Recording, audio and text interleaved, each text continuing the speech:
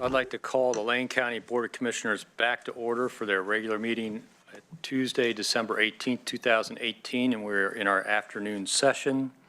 And the first item of business is Public Works, item 13A, which is the second reading and public hearing for ordinance number 1811 in the matter of amending Lane Code Chapter 3 to update small and large gathering license requirements, LC 3.995, and Order 1812-1813 in the matter of amending Lane Manual Chapter 5 to revise the provisions pertaining to monetary penalties relating to gatherings, Lane Manual 5.020.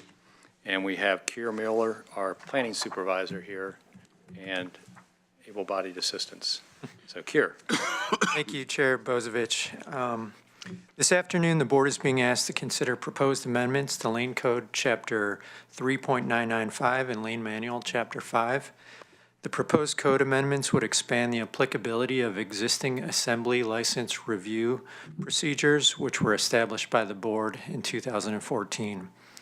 The current standards require that an organizer obtain a license to hold an event with an anticipated attendance of between 1,000 and 3,000 persons, lasting over 12 hours in length. This license review process enables a coordinated evaluation of these large events to ensure that basic life safety, sanitation, transportation concerns are being met. The proposed amendments to Lane Code Chapter 3.995, which are before the board today, would expand these license review requirements to gatherings lasting 48 hours or longer with an anticipated attendance of between 100 and 1,000 attendees.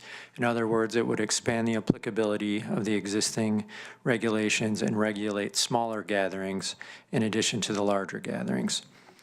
These changes are being presented in response to board direction to staff on October 2nd.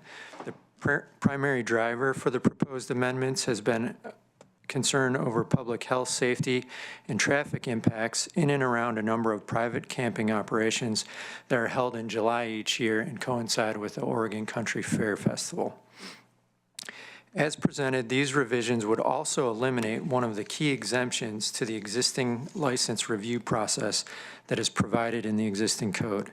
This exemption waives the license requirements for events which have previously been approved through a separate land use process. Staff has received comments expressing concern about this change, which I've circulated for your review. After further review, staff believes that the removal of this exemption is problematic as it would require a second level of review and expense on those events which have already gone through a land use review process. It should be pointed out that it does not appear that the inclusion of this exception back into the code would alleviate the license requirements for any of the private camping venues around the fair. Staff has researched the permit history of the 11 private camp venues, and none appear to have a current valid land use approval. Staff recommendation is that this exemption be put back into the code with a clarification that the exemption applies to lawfully existing non-conforming uses and uses with a currently valid land use approval. In addition to these comments concerning the removal of the exemption language, staff also received comments from Landwatch Lane County objecting to the proposal on the grounds that it is contrary to state land use law. This objection has been placed before you. Finally, as a companion piece to the proposed amendments, changes to the administrative civil penalties language of Lane Manual are being recommended. These changes would update the monetary civil penalties formula for unlicensed gatherings.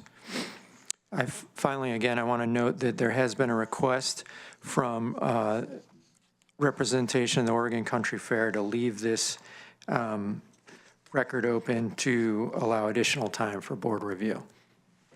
And that concludes my remarks. So any questions for staff before I open the public hearing? So, Sorensen. This came from a request from the board in October, and so this wasn't part of any annual work plan. It was just the board asked that this be put on the agenda. So there hasn't, just let me ask it this way, has there been any outreach with the neighbors and with the Oregon Country Fair and the people that at least at first blush, we think are going to be involved in this? I believe there has, and I'll actually ask if Chair Bozovich would care to respond to that, because I know he has been involved in some outreach to those folks. Okay. Yes, I've been in contact with Crystal with the Oregon Country Fair throughout this process and sent her the staff report and the proposed ordinance as soon as we had it, as well as Rick Ingham with the city of Veneta, because they manage the Zomalt site. And I also made an attempt to either call, email, or direct mail the staff report and proposed ordinance to every campground owner, although I did have 2 get returned in the mail back to me, even though I mailed them to the addresses that land management had on record. One of them we remailed because I double-checked that it was correctly addressed, and hopefully that person got it. But one of the returns came back yesterday. So hopefully at least 9 out of the 11 campgrounds were notified over 2 weeks ago when we first got the staff report. And it's been, some of these issues have been talked about in off-site campground meetings years ago. And this is kind of a culmination of several years of having some of these problems and trying to formalize maybe a better plan to address them. But yes, I have made some outreach to these folks specifically that I knew would be impacted. Yeah, it seems like the letter from Mr. Close, who's the lawyer that represents the Oregon Country Fair, he says that the fair requests the board not rush to adopt this revision of ordinance with this change proposed by staff. The board needs a more deliberate process here. And then we often get, on land use issues, we often hear from the Land Watch Lane County, and their letter was just delivered to us, but it says they request the county withdraw and reject the proposed amendments.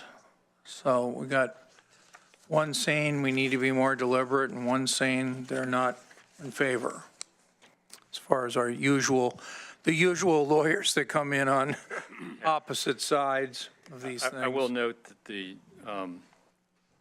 one from Mr. Close, staff just said that they would recommend pulling the change that he was objecting to. So that, yeah, that kind of resolves Mr. Close's objections. And Chair Bozovich and Commissioner Sorensen, I will just respond briefly to Mr. Malone's letter. I've had a chance to briefly discuss the matter with legal counsel. And one thing I want to note is this proceeding before the board today isn't a land use proceeding, and those are the types of activities that Mr. Malone is usually engaged with the board and staff on. These are time, place, and manner regulations, which are specifically exempted in Oregon Revised Statutes 197-015. So these types of actions aren't technically a land use, and I believe that some of the comments in his letter may be conflating that issue. He's making these parallels between camping regulated under the non-mass gathering provisions and camping regulated as a land use. So I'm not sure those comments are directly applicable. Yeah, it just looks like we ought to listen to the public comment and see what who's for it and who's against it. Which, if there's no further questions for staff, maybe we'll move to the public hearing. Any further questions for staff? Then we'll move, and I'll open the public hearing. If I can get the sign-up sheet.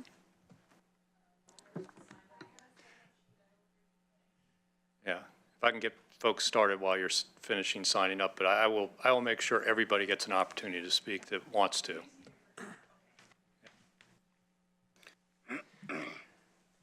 Thank you. And when I call you up to the podium, if you'll state your name for the record, and you don't have to state your exact address, just because we know some people don't want to state their exact address in front of cameras.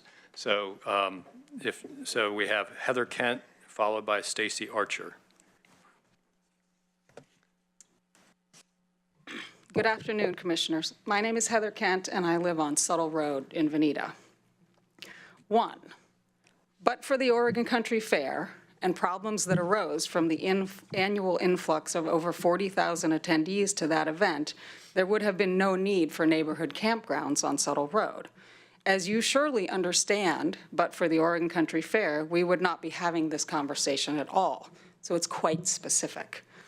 I have a valid permit that allows me to offer a public accommodation to attendees of the Oregon Country Fair. My operation is not a gathering in and of itself. Rather, we offer accommodation to attendees of a gathering called the Oregon Country Fair. 2, when I first read this proposed ordinance, I described it to others as having been crafted with an amazing degree of surgical precision, as it was abundantly clear that the intent is to apply these regulations specifically to the campgrounds on Subtle Road. Well, lo and behold, public records show that staff makes reference to having made some surgical changes to the 2014 code. If this code was applied to all who would really fall under it, then it would need to be applied to several parcels belonging to the OCF itself, as well as the camping area of the Oregon Horse Center, and most likely a number of gatherings I haven't thought of yet. 3, the neighborhood and the county do not need this ordinance. Rather, the county needs regulations that are actually enforceable and enforced. In terms of noise, it appears that the issue is the current county ordinance that does not allow for real-time, meaningful enforcement. In regards to noise associated with the Oregon Country Fair weekend, in 2018, internal country fair policy allowed amplified sound on the site until 3 a.m. 3 a.m. This resulted in electronic dance music that was heard in Veneta. In terms of traffic on Veneta area roads, the issue must be looked at as a whole.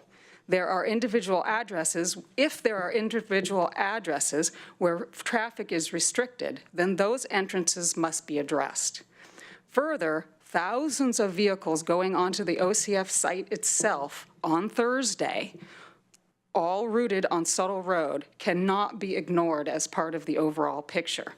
To give you an idea of scale, in 2018, I had 250 cars enter my property, most of which arrived on Thursday, with a good number on Friday and several on Saturday. Meanwhile, the Oregon Country Fair parks over 7,000 cars that belong to volunteers, not public attendees, volunteers. Many of these cars arrive on Thursday, as well as making multiple trips to and from the site during the week leading up to the fair. When the original version of this code was formulated in 2014, the county facilitated a grand level of public participation. The proposal before you has had none. One commissioner was informed that there has been coordination with campground owners. There has most certainly not been any coordination with any of the campground owners. Campground owners were not noticed to our mailing addresses of record. Apparently, there was a discussion between a commissioner, a state senator, and some staff regarding a meeting with campground owners, but this never occurred. That still needs to happen. This ordinance as proposed cannot be passed today, as there's been no public participation on any level. Thank you. Stacy Archer.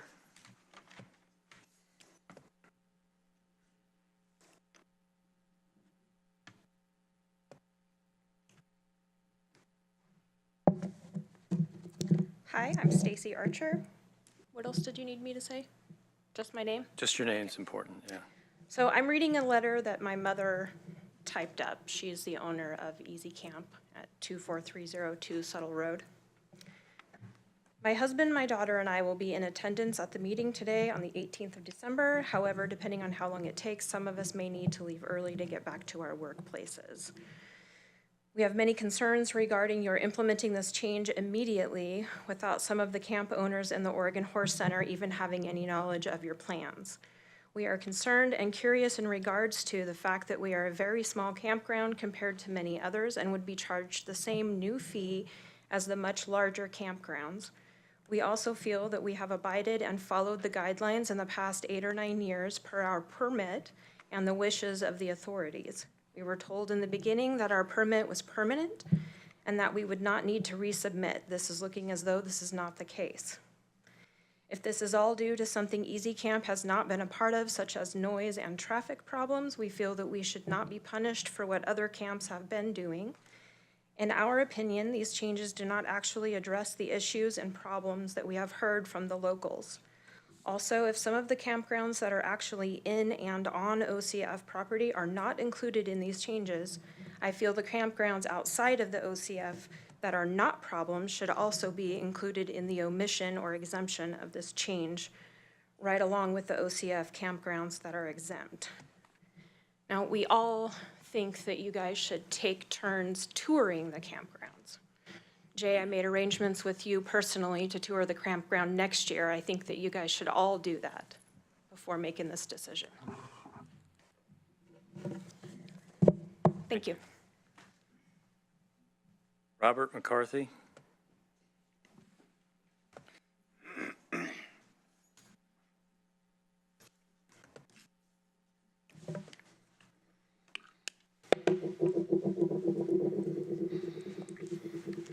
Good afternoon. My name is Robert McCarthy. I live at 24214 Subtle Road, and I have been an active part of the Oregon Country Fair for over 45 years, and I am the owner-operator, one of, Elfinwood Camp, one of the annual temporary camps that helps to accommodate some of the many thousands of members of the public who travel annually to the Oregon Country Fair. Elfinwood is, comparatively, a relatively small campground. In 2018, we accommodated approximately 500 campers, 150 of whom were 10 years old or younger. Elfinwood is essentially the family/kid camp. All of the camps that accommodate the public patrons of the OCF are providing a crucial service during the fair. I remember the annual pandemonium and neighborhood issues that used to occur prior to the opening of the first camps years ago. Make no mistake, we are a good thing. The folks that operate these camps are my neighbors. We're part of the community. We live there year-round, not just during the fair. 2019 will be the 50th anniversary of the Oregon Country Fair. We have grown a lot. We have changed a lot, mostly for the better. With this growth has come some issues, mostly traffic and late-night noise. These issues are not insurmountable, and there are already operational techniques and regulations in place with these to deal with these issues. They just need to be followed and enforced. Comes now proposed ordinance number 1811, which I have read at least 3 times completely. A convoluted idea that offers major surgery when a good bandage is necessary. It creates such an annual pile of work for county employees that it has to include a hefty annual fee to pay for it. Proposed ordinance 1811 is rife with flaws and incorrect assumptions. This all seems to be the result of certain county personnel operating in a vacuum. None of the camp operators have been included in any of the considerations therein. Hello, we live here, we are part of this community, we provide some of the necessary solutions. Included in your document dated November 16th, 2018, titled Agenda Cover Memorandum on Ordinance Number 1811, page 3, paragraph 5, it states, quote, the regulations developed in the 2014 ordinance, Ordinance 1411, went through an extensive public review process that included an advisory group, 4 public work sessions, 2 community listening sessions, an online survey, and public hearing. End quote. We request and expect the same respect and consideration for public participation for proposed ordinance number 1811. Thank you. Who gets this? Thank you. Cynthia Darling.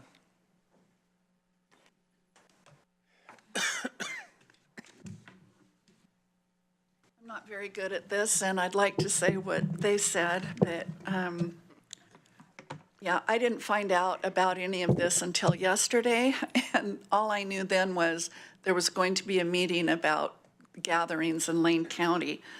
And then I got a email from Heather, you know, with all this. So I was up most of the night trying to understand all this.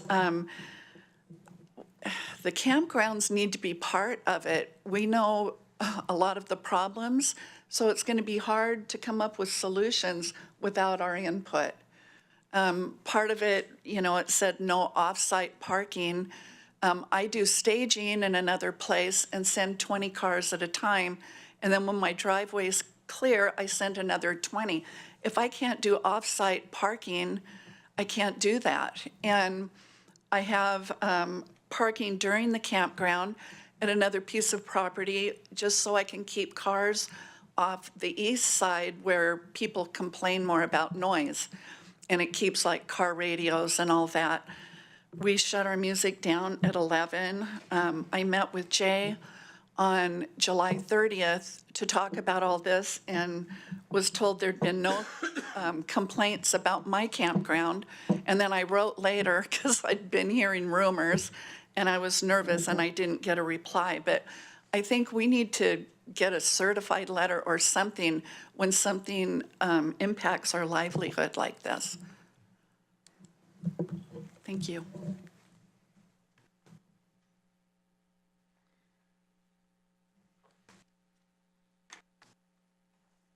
So we have Crystalline Autovuch. I'm always messing up your last name, Crystalline, I'm sorry. And then Lori Siegel. My name is Crystalline Otachovich. I am the operations manager with the Oregon Country Fair. I just wanted to reiterate that we would like more time to consider this as well as working with the neighborhood campgrounds. We're just asking for more time. Thank you. Thank you. Lori Siegel.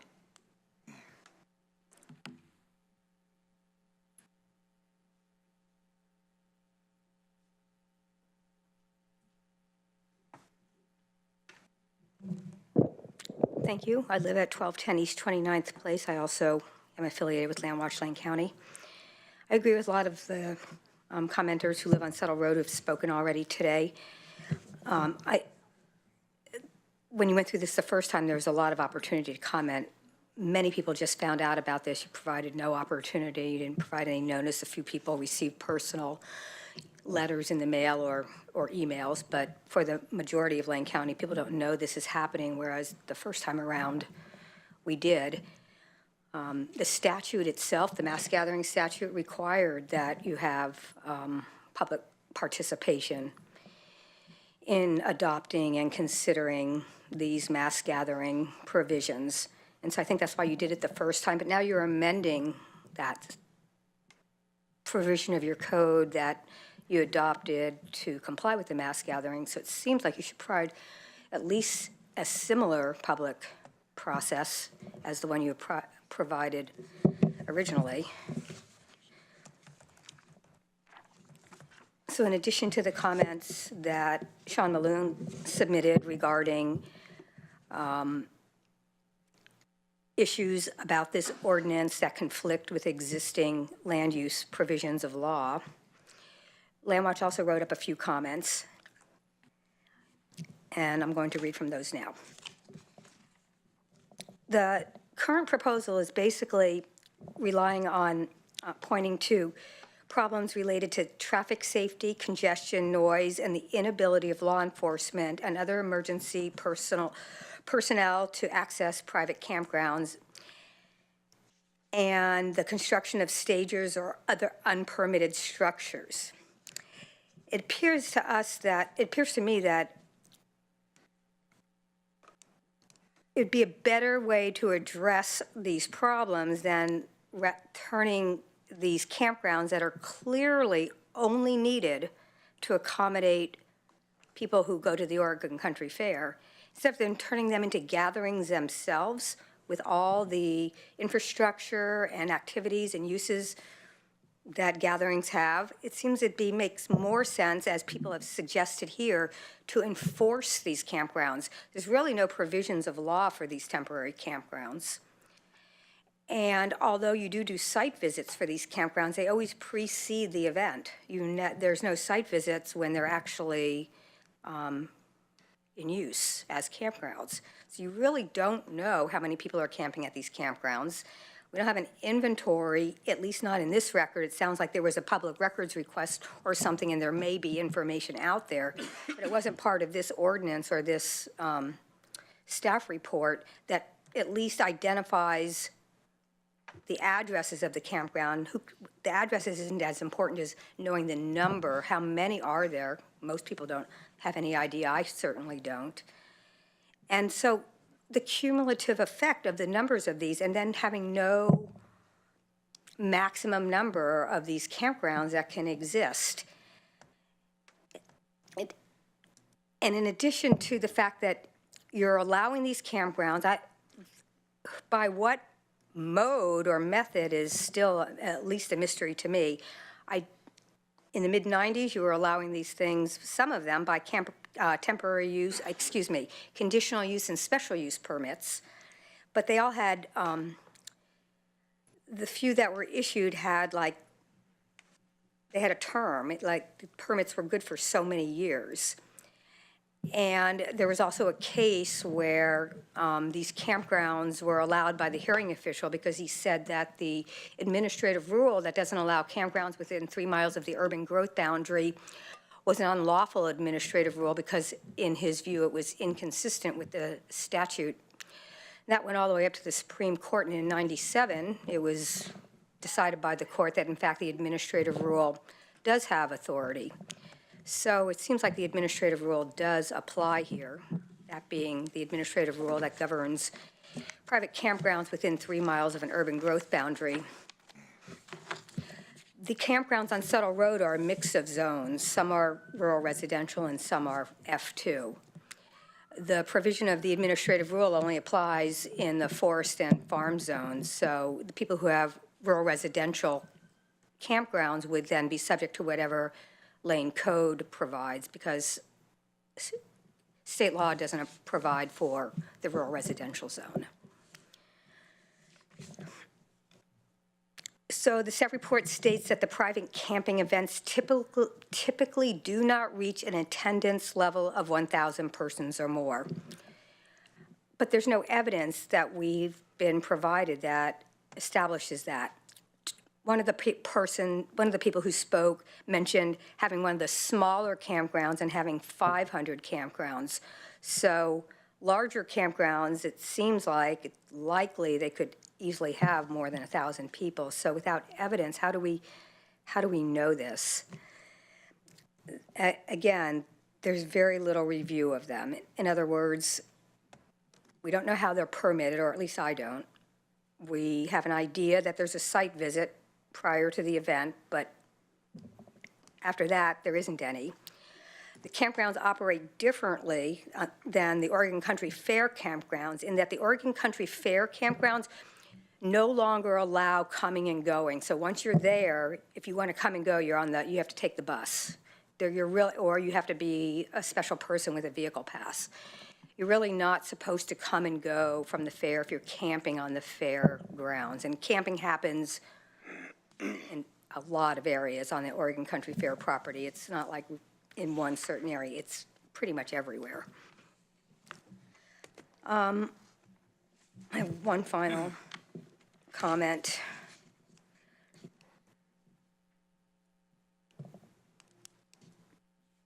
The ordinance takes the liberty of adding to the statutory definition of temporary structures by including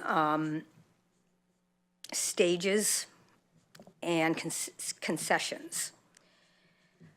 So stages, it's hard to understand this. The mass gathering statute does allow jurisdictions to identify other temporary structures other than the ones spelled out in the statute, which are portable chemical toilets, tents, and trailers.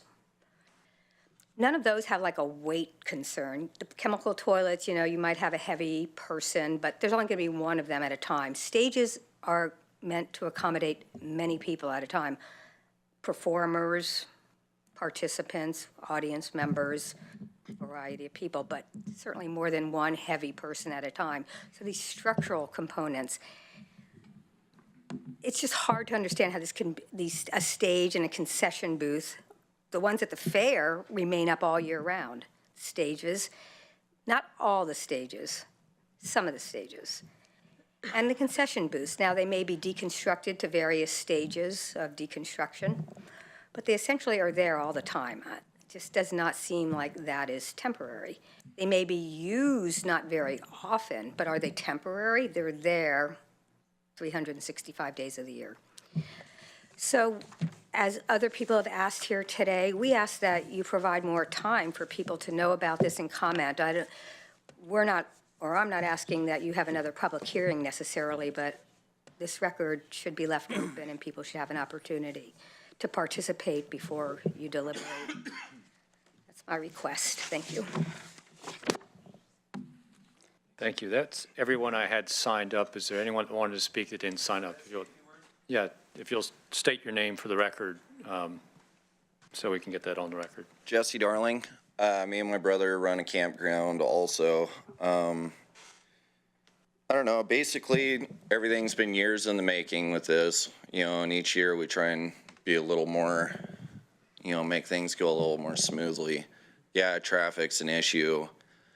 Lots of people, I mean, I don't know. There was a year that you guys didn't issue permits. What year was that? And I think the city kind of learned the hard way on, you know, what that caused. You know, a lot of trespassing, crazy people, you know, I'm sure the police got called a lot on that. Still happens, not as much.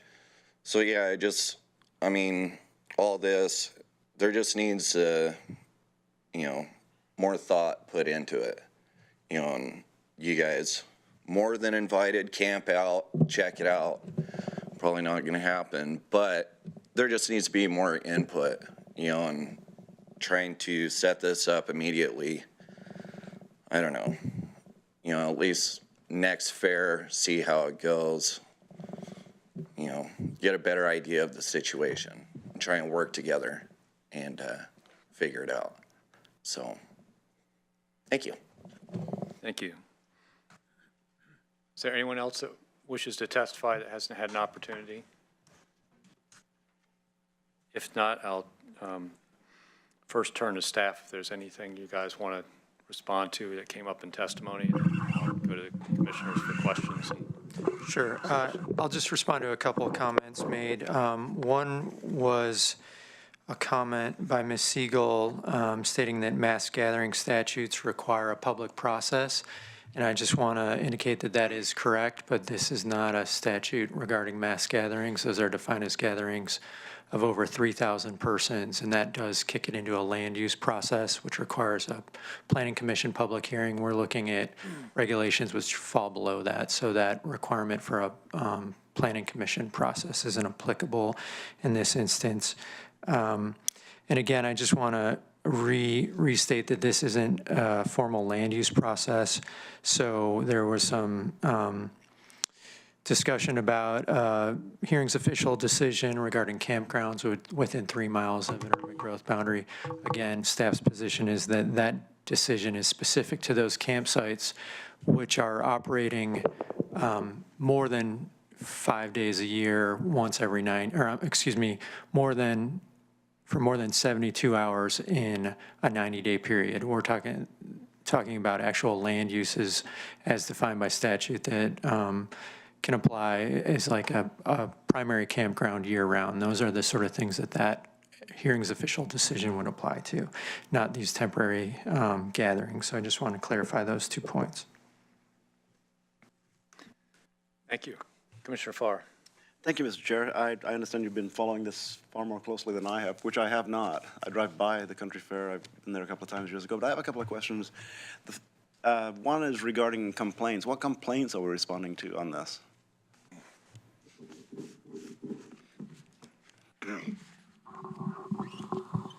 If none, say none. No, well, so we receive complaints about a number of things, throughout Lane County, our code compliance staff. So we do receive some complaints regarding noise, usually around the time of the country fair. So those noise complaints are something that we don't currently have a means to enforce. May I ask, are those noise complaints pertaining to the campgrounds or to the fair? I suspect it's both. I think the fair We don't know for creates sure. more of the noise. Right, okay. The other issues that we receive complaints about are traffic-related issues. What I want to be clear about here with regards to the Land Management Division is we're bringing forward this ordinance again at the request of the board.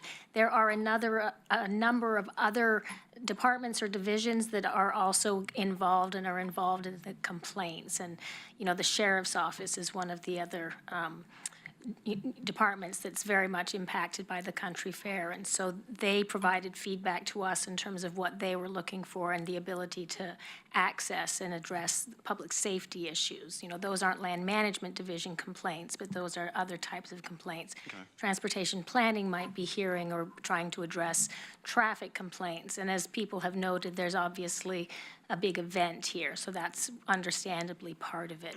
These standards we were directed were to be designed to apply to these gatherings the way Mr. Miller has described them. Okay, so no specific complaints that we can identify in particular. Now, the folks who are testified today, you're mainly neighbors of one another, right? Is that a true statement? And it seems to me that the most complaints you would receive, and the most vociferous ones, might be from neighbors, but they all seem to be in support of each other.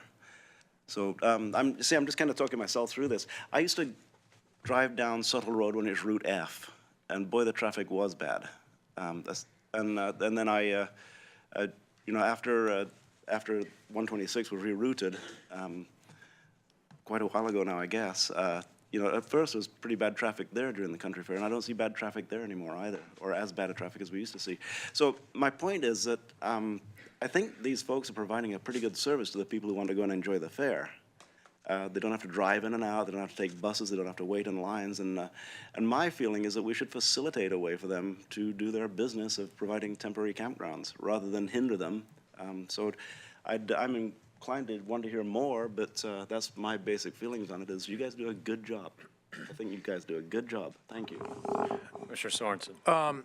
Thanks very much. Yeah, I feel like there's a need in this whole county for people to visit, and maybe they want to camp out, maybe they have to camp out, maybe they are coming for a big event like the country fair, or maybe they're coming for a big event like a national track and field event. I went to a conference a few years ago in Bend, and I camped at the Tumalo State Park because it was really nice place to camp, and it was right near my conference. So, I think a lot of people have lots of different reasons for wanting to camp out. I'm just curious, from the standpoint of this mass gathering, is the mass gathering just the country fair, or is it the country fair and the campgrounds that border specifically on the country fair, or is it the campgrounds that border on the campgrounds, or is it that plus the campgrounds that don't border on any of that but are within a mile or two of it? And to me, that's one big mass gathering. Can you clarify whether or not a gathering of 3,000 people on one site is a mass gathering, as opposed to all of these people on all of these legal parcels of land, but together, to put it in the context of driving to the coast, if you drive by the Oregon Country Fair, to me, that whole thing is a mass gathering, okay? Can you give us a little insight on the term mass gathering? Sure. So mass gathering, as staff understands, is a gathering in one location with more than 3,000 attendees. One tax lot? I'm sorry, 3,000. One tax lot, or? One site. I don't. That's what I'm talking about. Subject property. It's with regards to one subject property. So we look at any kind of an application or permit based on property ownership. Okay. Yeah, so I think in this context, the Oregon Country Fair property with its several contiguous tax lots, that could be considered a mass gathering. However, the Oregon Country Fair operates under they're a lawfully existing non-conforming use. They've received a previous land use approval for that operation. So we're not talking about mass gatherings here. We're talking about a range of smaller gatherings that statute refers to as other gatherings or non-mass gatherings. But I can't understand the comment that when looked at these all together in aggregate, they do create some fairly large impacts. That's one of the things we've seen with neighborhoods, especially along the road system north of the Country Fair. There's several campsites along that road, and when they all operate over the same weekend or the same week in the summer, there can be cumulative impacts. But that's not technically how statute reviews these things. It's one event or gathering assembly per subject property. Now, if the board didn't want to approve this today and wanted to put some more energy into this and to maybe get it a happy conclusion where the people that operate the camps, that the county could be more supportive of that in terms of things beyond land use change, but also traffic enforcement, traffic patterns, maybe something bigger than just solve this problem with this one public hearing that we've heard some public testimony on. My sense is that more process might be good. We heard a suggestion that we do the same process that led to the ordinance we're amending. What kind of timeline and money are we talking about to do that? Thank you, Chair Sorensen. I'll let Ms. Kay. Oh, boy, that's Chair Bozovich over there. Not Chair Oh, I'm sorry. That's okay. Commissioner Sorensen. I apologize. Yeah, just getting ready for the next year, right? I'll let Ms. Kay respond to the resource issue. I will state that during that public outreach process that we were engaged in 2014, which folks have mentioned, there was a fairly intensive process where staff worked with the sheriff's office, state fire marshal, environmental management, folks to really design these criteria and standards and the referral process to get all those folks engaged to consider these applications. So a lot of that process to kind of get the review process in place has already been done. But I'll let Ms. Kay respond to the further resource issues to handle some sort of a public outreach for this. Yeah, thank you, Commissioner Sorensen, Chair Bozovich. Again, staff are bringing this before you today. It was, not something that was on the long-range work plan. It was at the board's direction, and it's certainly at the pleasure of the board if you want to continue the public hearing or leave the record open to receive more comment. If there is a desire, the board has a desire to do a larger public outreach, and as Mr. Miller explained, we did that with the previous ordinance. And from a coordination standpoint, we've had those conversations with the other agencies and departments. That would be something that would be a conversation. We'd probably need to put that onto our long-range work plan. That would be my recommendation if that's something that the board wants to direct land management staff to do a public outreach. I mean, we need to just build that into the other work that we're doing. It can be done, but it would be a resource issue for us. What is the need for this ordinance? Again, we're here at the pleasure of the board. The board gave us this assignment. You would say we don't see a need for the ordinance. I'm not saying that, Commissioner. I'm saying What's the need for the ordinance then? Can I ask that question? I asked this question as we started in this process. How do we legally permit the current campsites? What is our legal authority for the current campsites? Because I think when I asked this question, the answer came up as we truly don't have a legal way to permit them. And the way we've been permitting them is not legal. So technically, there are no permits existing right now. There are a number of temporary permits, I think, is a number of the speakers here have But mentioned. what was our authority for issuing any temporary campground permits? And I think when legal staff looked into it, we don't really have that authority, was the answer I got back.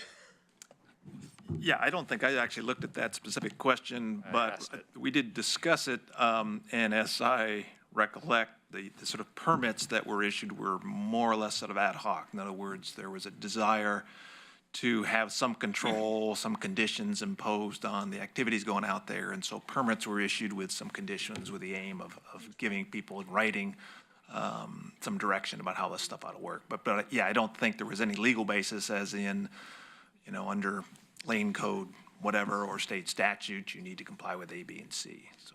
Correct. So we are at risk for somebody challenging us even issuing a permit to any of these, whether it's somebody that objects to them having a permit or the permittee saying, I don't need one.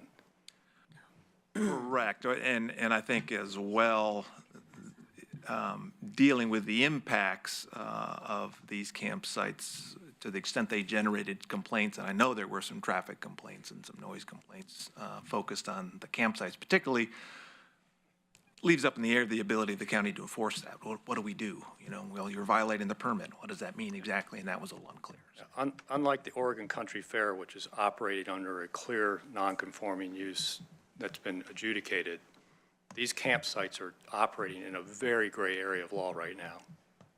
So that was one of the reasons why the board asked for staff to look into how we might permit these in the future. And one of the ways they developed that was to look at them as less than a mass gathering and permit them that way.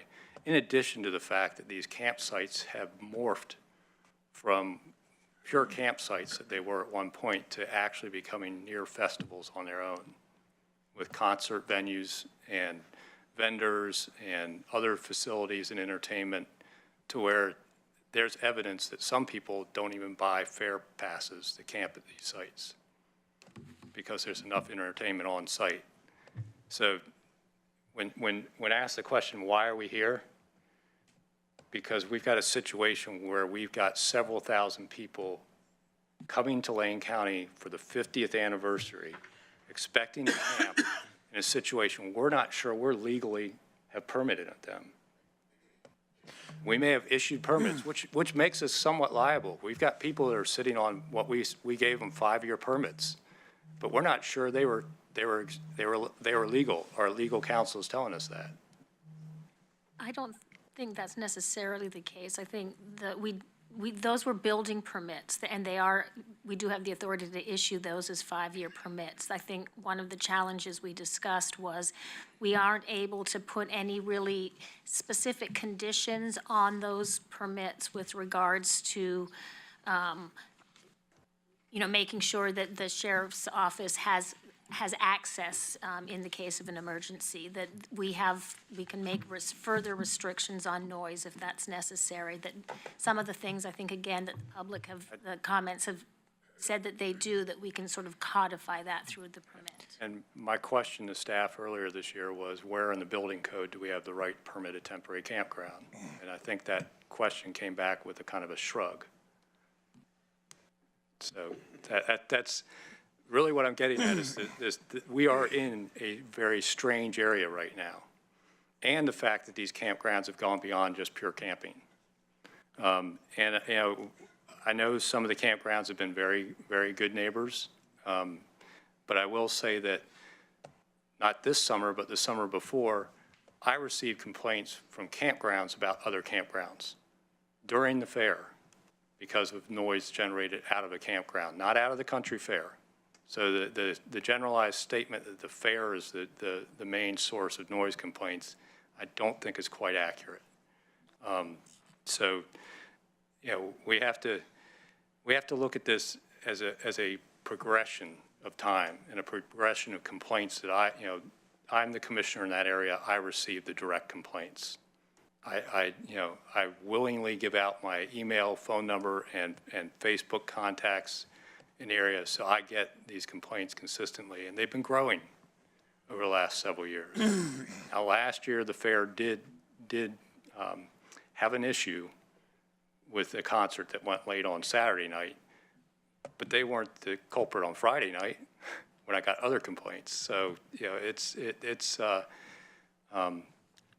we'll deal with the fair because they have a separate style permit separately and trying to work with the fair. And that's one of the reasons why I've been in contact with Crystal and the fair board and working through Senator Prozansky and some other folks. But this is about what happens outside the fairgrounds where there is no non-conforming use and how we permit those and whether we're actually doing it in a process that's legal and fair. And I know we adopted these original rules with a lot of hearings and everything else, but because it was the first time we were adopting any restriction on gatherings, which is a First Amendment right. And it was the first time we ventured into that, and we took great care in adopting these the first time because we were concerned about the constitutional issues wrapped around the right to gather and assemble. So yes, there was much bigger process, but this is the public process right now, this public hearing. It's what we do for adopting an ordinance. Now, I have no objection if we just choose to continue the hearing into next year and gather more evidence and give people more time. What it does do is cut off the amount of time to comply if we do adopt. But the warning to the board is be fully cognizant, and maybe it takes an exec session to understand the risk around not adopting a process to legally issue permits for these campgrounds. So that I want to make sure the board fully understands next year. But we really have to be careful about that. I do agree with staff on putting back in the existing land use language that they had, the 6E. That was, I specifically referenced that when I emailed Crystal and saying, oh, the country fair doesn't have to meet these new criteria because they have an existing land use approval. So, that I agree with the comments that have come in around that. I would like to understand the off-site parking a little bit because I do understand how they do off-site staging.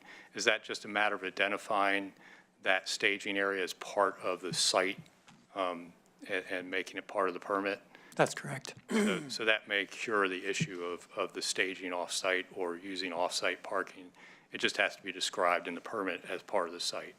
Correct. So I think that'll help with that, but we can make that clear. Maybe that just maybe needs some clarification so people understand that. Because I do know that does help. Because one of the issues that brought this to a head last year was the absolute log jam that happened with Subtle Road on Thursday. And it was a combination of factors.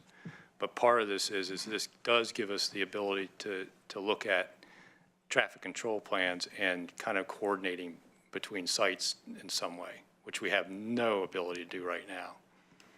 And how we get move-in worked out where we don't cause the problems we caused. If there had been a medical emergency on Subtle Road last Thursday before fair, I don't know how we would have gotten to it, because it was literally a standstill on Subtle Road at times and for significant lengths of time. And not to mention the fact that there were people doing flagging work in a county roadway without proper certification, but that's a whole nother story. So that's one of the reasons, that's why. Yeah. And it's why I got the board to give 3 head nods to move ahead with looking at this. It's why it bumped some other stuff off the work plan. Some stuff, though, that was kind of, we weren't quite ready for. One of which was the urban growth boundary work around special districts and the, I should say the Metro Plan work, sorry. I was just going to make a suggestion that we keep the public comment period open, that we not adopt the ordinance today, but we continue the public record, and then we set a date out into the future to discuss this further. What I feel a little uncomfortable with is when I hear there's a need, because there was a big traffic jam on Subtle Road on Thursday before the country fair, that we need to adopt this ordinance. And if it was that big of a deal, which I think it was a pretty big deal to shut down Sawtell Road for a day, we would have more people saying they were in favor of making these changes. Because as it stands now, we haven't had too many people say, this is a big need and we better adopt this right now. So that's the comeback to it is, well, it might be needed, but maybe it should be done in a more careful fashion so that we have people saying, please do this. This is something that will alleviate traffic problems and will facilitate camping and won't violate land use laws and will be in the public interest. So I'll speak to that in that I did not send special notice out to everyone that complained to me. I did send special notice out to the campground owners knowing that this was going to directly impact them. I mean, if we wanted to fill the room with people that would go, yeah, we need to, they'd probably be asking us to close the campgrounds, a lot of people that contact me. Of course, some of that's not reasonable testimony and applicables, but I guarantee you this room could be full of people that would support greater controls on time, place, and manner for those campgrounds. Commissioner Lakin. Thank you, Mr. Chair. And so, Ms. Darling, I just had listened to your voicemail about 10 minutes before I came here, so I appreciate your voicemail. I would tend to agree with Commissioner Sorensen. I think leaving the record open. This is my last board meeting, so the answer is no. I will not come out to settle and take a look. In fact, I've never been to the Oregon Country Fair. I get teased a lot because camping to me is reservation at the Hilton, but that's just, me. But anyway, but I think at this point in time, I'm going to take the football from the long snapper and punt it. And so the next board then can make that decision on this. But the one thing we'll say, though, from the public testimony, it was very consistent. And which I appreciate, especially those of you who actually own property out there. I heard a very consistent message. And Chair Bozovich did bring up something I think is very important, and that's the legality and what's happening here. And that's where something I think from a long term needs to be absolutely fixed. But I think the way we get there is we can't make a rash decision, but instead, let's keep the record open and allow the new board, when they get seated, to move forward and take care of what needs to be taken care of. So thank you, Mr. Chair. And Commissioner Williams, I'm sorry I missed you in the queue earlier. That's okay. I have little to say, actually, other than I agree that we should keep the public hearing open and listen to more input from the folks that are directly impacted, and leave it to them. As I won't be punting, I'll just be sitting on the sidelines. Commissioner Sorensen. What about the implications of the other big events that are going to be like the track events and all these people that come in from literally, all over the world? We get these really extreme projections from Travel Lane County about how many people might be in this area, hundreds, thousands of people. And not all of them are going to want to camp. I think a lot of people are going to want to stay, at the Hilton. So I get it that not everybody wants to camp when they go, far away. But I think that there may be a lot of people, and think about the implications of this ordinance and how it affects people operating private campgrounds or temporary campgrounds when we have all these other events. So it's not just Sawtell Road, it's like all these others. And I know that it grew out of the concern about Sawtell Road, but I would just like to keep in mind that this seems to apply countywide and seems to apply to other kinds of, camping that's going on, temporary or otherwise, in the county. Here you had.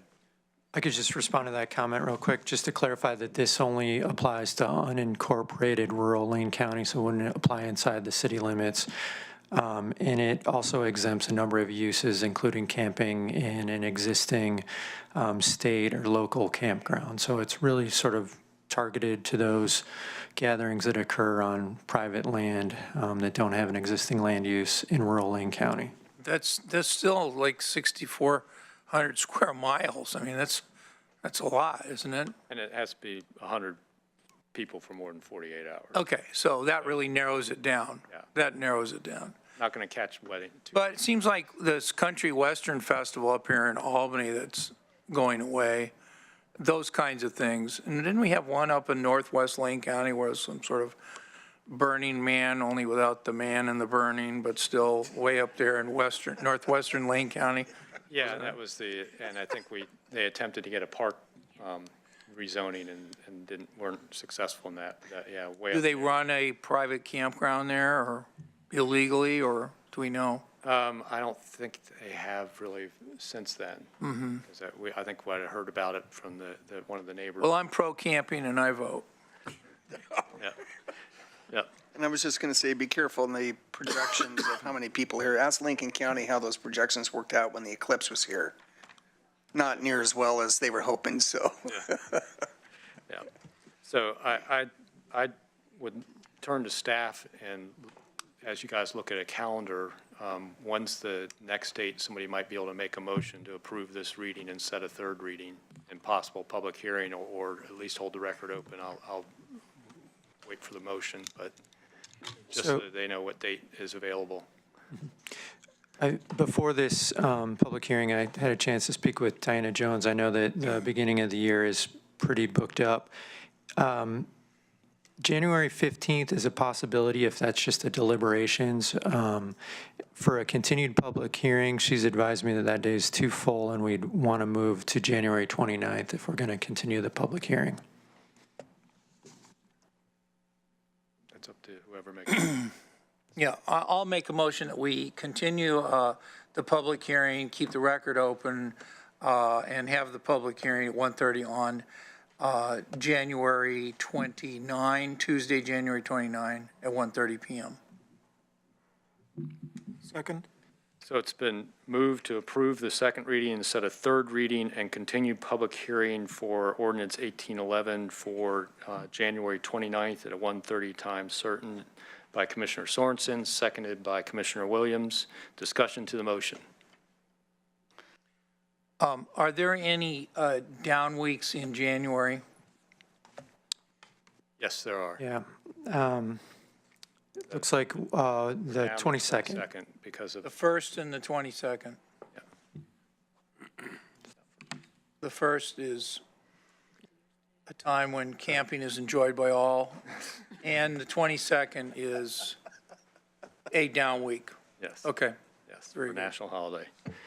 thank you. So the only question is, I'm going to ask the motion maker this. Was your intent that have this reading include the revised language on exemptions for previous land use approvals that staff read into the record? Yes. Okay. In the second, yes. All right. Good. I just want to make sure that was clear, because And the idea is that if the word gets out that we're going to hold another public hearing, that we'll have a full opportunity for anybody to give their perspective on the ordinance as it is presented at that public hearing for comment. And if it doesn't meet with your approval, then please come in and tell us. If it does, please come in and tell us. further discussion to the motion. Seeing and hearing none, all those in favor, please say aye. Aye. Any opposed? No. Motion passes 4-1 with Commissioner Farr in opposition.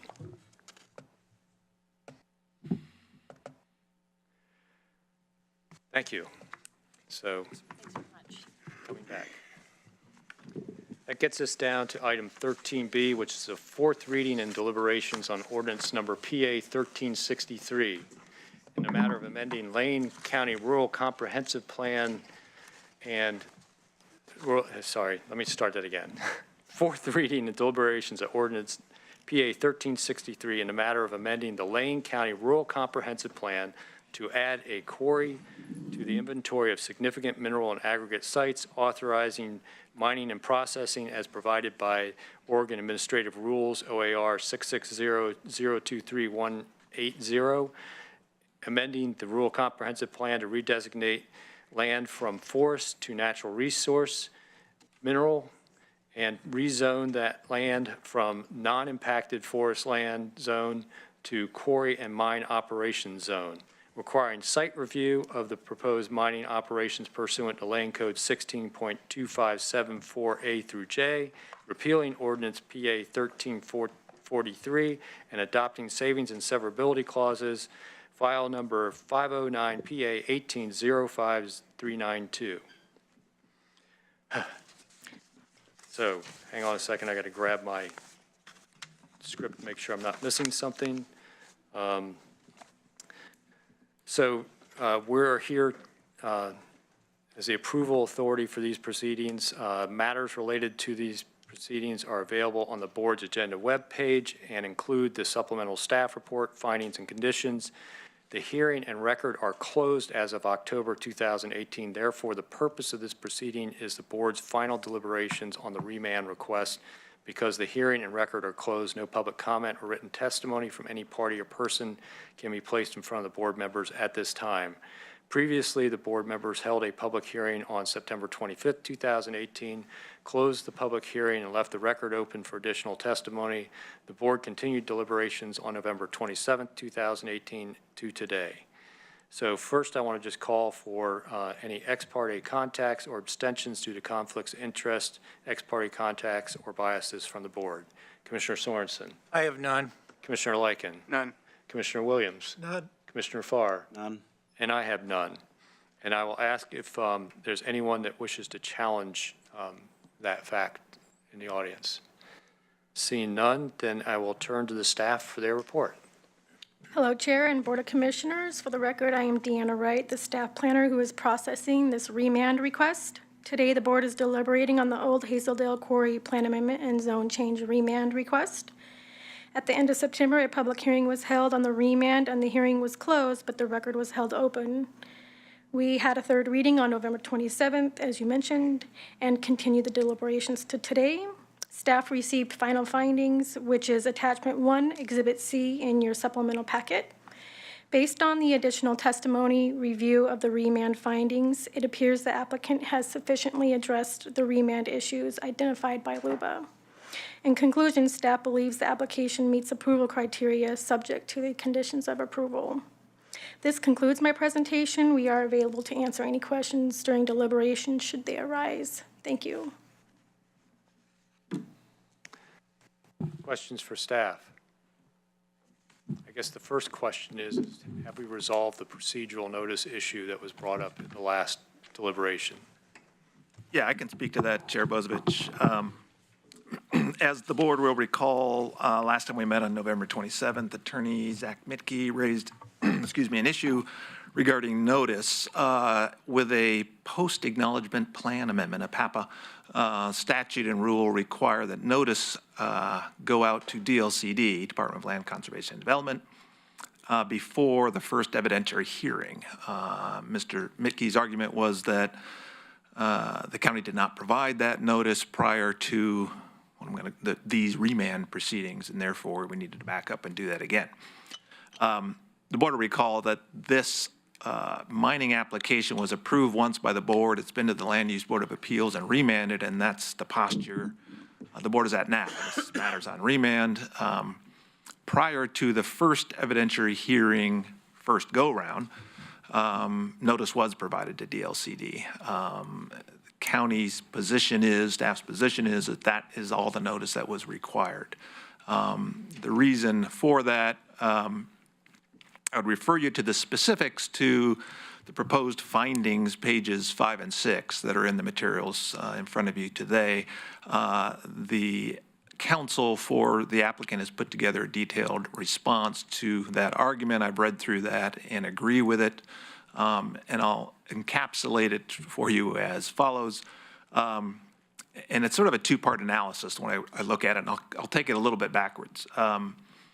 if we assume, for the sake of argument only, that the law required another notice, a second notice to go out to DLCD for this round, for this remand process, let's assume that that was required. Even if it was, I think that a challenge to the lack of notice would really have to show some prejudice to the person raising that issue. That is somehow that their interests, the client's interests, were affected by that lack of notice.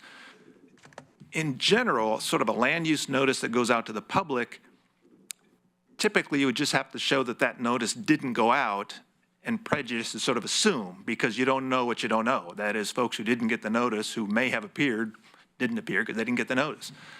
This is a different kind of notice. This goes out to a specific entity, Department of Land Conservation and Development, not to the public generally.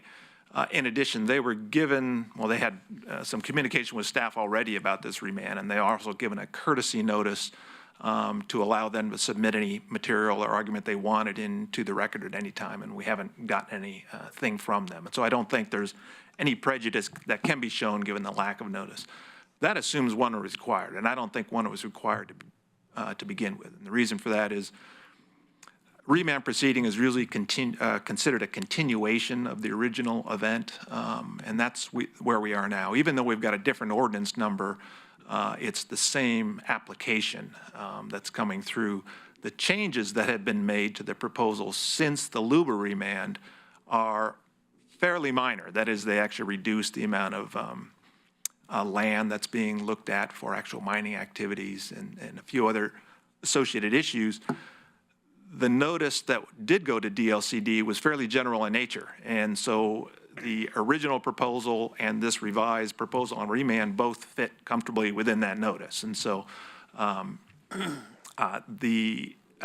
think they're both covered. The statute and rules do say for PAPA notices that if the proposal changes in some substantial way, that renotice may be required.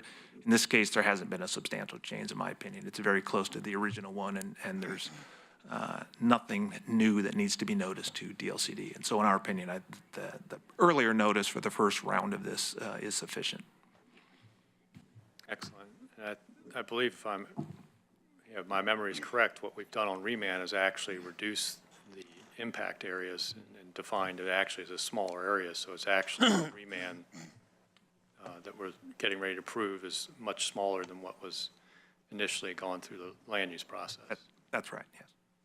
Yeah, and I guess I mentioned, I think, that we did send a courtesy notice out to DLCD so they knew exactly what was going on this round. It did happen, I think, after the hearing that we conducted for this remand proceeding. But again, we haven't heard anything in opposition from DLCD, and they're well advised of the proposal. Great. Any other questions for staff or comments? If not, I'll entertain a motion.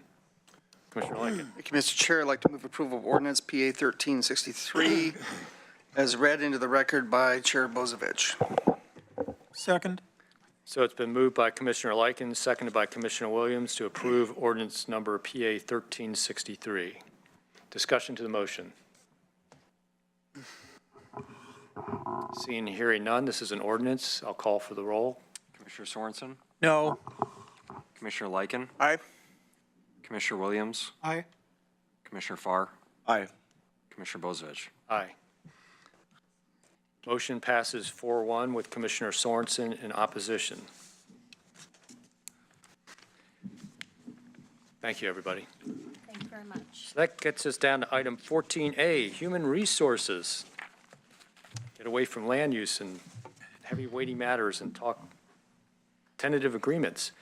Order 1812, 1814 in the matter of approving the tentative agreement between Lane County and the Federation of Oregon Parole and Probation Officers, Parole and Probation Unit. And we have Andrea Nagels, Inga Wood, and a few others folks, and Commissioner Lyken. Thank you, Mr. Chair. So at this time, I'm going to recuse myself for potential future conflict of interest due to a family member. Thank you. Thank you. Mr. Chair, as we get started, I'll let Inga walk through, but I just wanted to recognize a few guests that we have here, Rick Picorni and Christy Doolittle from FAPO, and Donovan Dumeyer so the three individuals from Parole and Probation. And in addition to working together to resolve this next 3-year contract, it's a good example of seeing management and labor sitting together and working together. So thank you for being here today.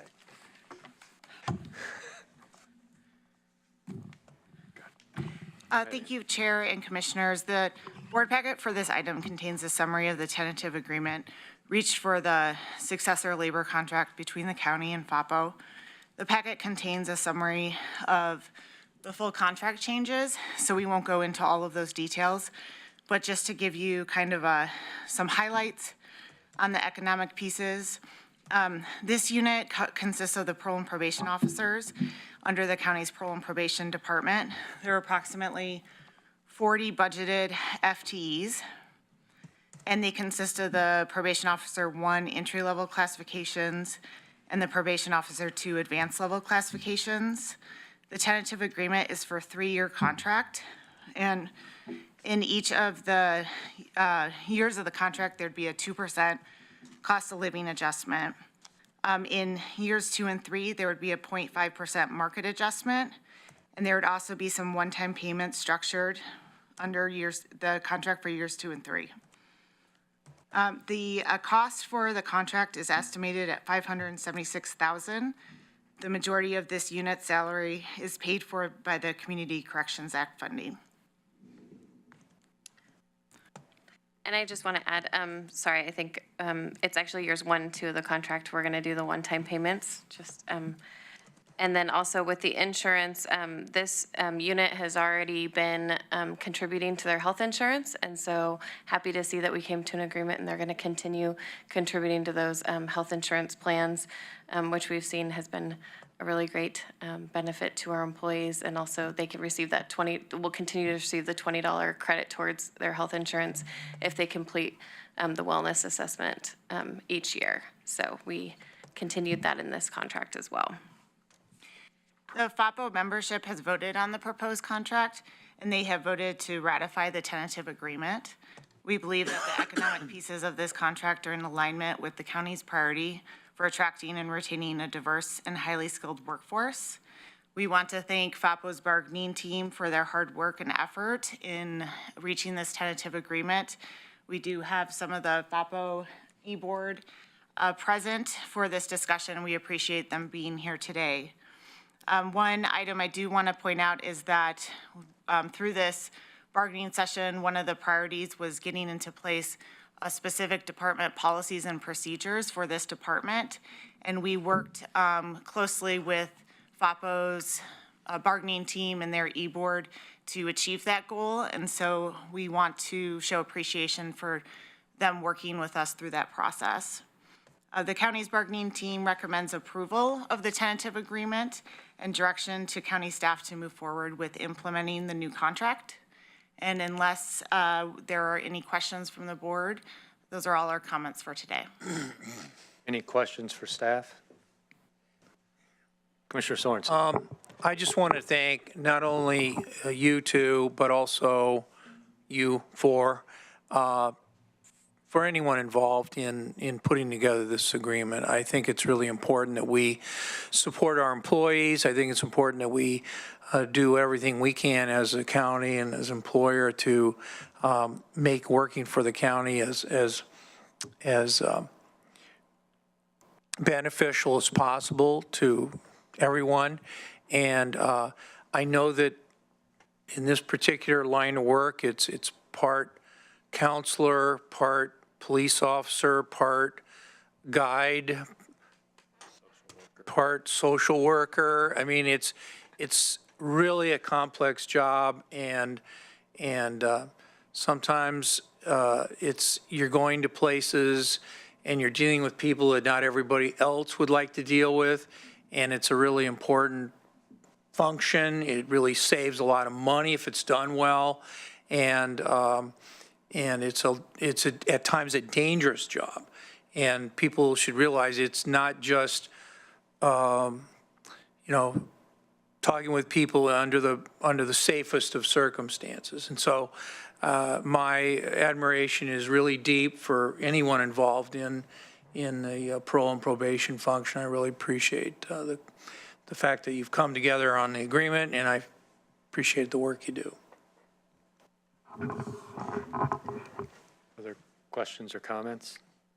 If there are none, I would entertain a motion. I'll move approval. Second. So it's been moved by Commissioner Sorensen, seconded by Commissioner Williams to approve Order 1812-1814, which is a matter of approving the tentative agreement on the parole and probation officers. Discussion to the motion.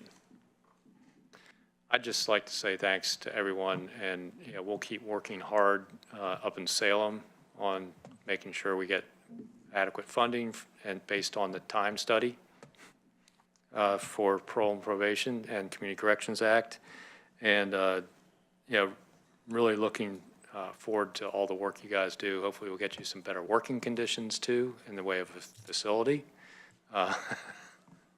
because we know that places you guys in some danger to some degree, just the facility in itself. But you guys are doing some amazing work, and Pete recognized a little bit of it, but the work you're doing with just the change in the workload, the risk level you guys deal with. People don't understand that Lane County parole officers deal with a much higher risk population than most parole officers do. There's usually at least there's some mix of some medium and low risk folks. I don't think you guys have those folks. It all seems to be high risk folks that you're actually actively managing because of our public safety system's contraction a few years back. We're only really adjudicating high-risk folks and getting them into parole and probation. There is no low and moderate risk population for you guys to manage. So you guys are doing yeoman's work, and we recognize that, and we're just happy we could come to an agreement with the bargaining unit. It's a great case of finding the middle between us and working together to get there. So really appreciate the work you guys do. Further discussion to the motion? Seeing and hearing none, all those in favor, please say aye. Aye. Any opposed? Motion passes 4-0 with Commissioner Lycan recused. Thank you. Thank you. Thank you.